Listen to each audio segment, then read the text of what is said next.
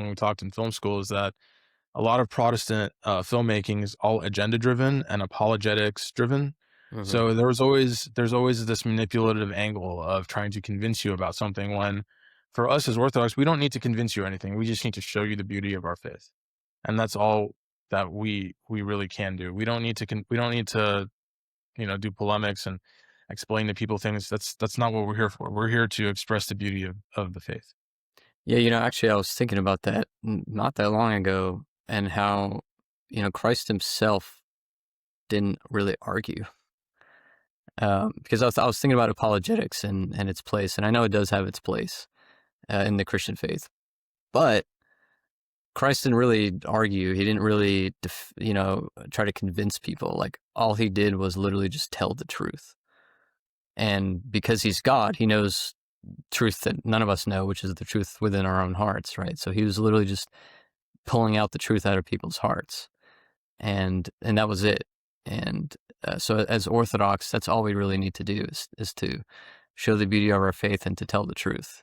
That's our apologetics. That's our ministry and missionary work, so to speak. Right. Right. And it's not always so easy because sometimes you do want to say it, but sometimes saying it isn't the best way. Yeah, Uh, And that's what Christ kind of showed a lot with his actions. So definitely. Well, let's talk about film as a creative form. I like film too. I wouldn't say I'm like a buff or what's the word, aficionado or whatever, but I do appreciate creative pursuits and I do appreciate art. And I'm also a visual person, and what I love about film is communicating a message visually and presenting information visually. For example, like, I can't remember the name of it, but there's like a particular film style that's very intentful, where like literally every object in a frame or in a shot is says something. Like, it's supposed to portray something and mean something. Even the framing itself, like the way a shot is framed, is supposed to mean something. And I always love that because you're um, an image is worth 1,000 words, right?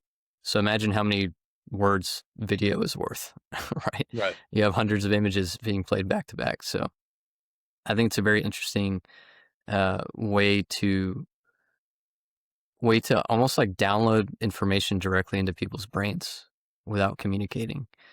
And that's kind of what symbology is. Symbolism Mhm. is like packing information in a very efficient, tight visual way that you're literally like downloading uh, subconsciously information into the viewer's brain directly. You can even more than that, you're giving them an experience through the film, right?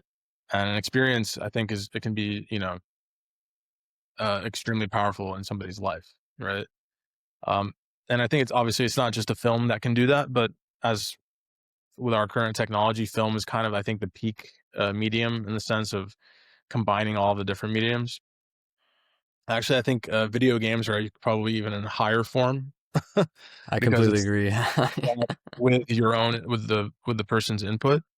And I think actually something that I look forward to in the future is that if the Orthodox film industry it continues to grow and improve, is that this is going to leach into other forms of media. Like, we don't just need Orthodox films; we need Orthodox cartoons. We need Orthodox children's Pixar animated films. We need Orthodox video games and RPGs and multiplayer games, and they need to be set in Orthodox worlds with Orthodox themes because why not? It would be pretty cool, and it would give a safe place for people to recreate and to entertain themselves without having to worry about all of the bad influences from the world.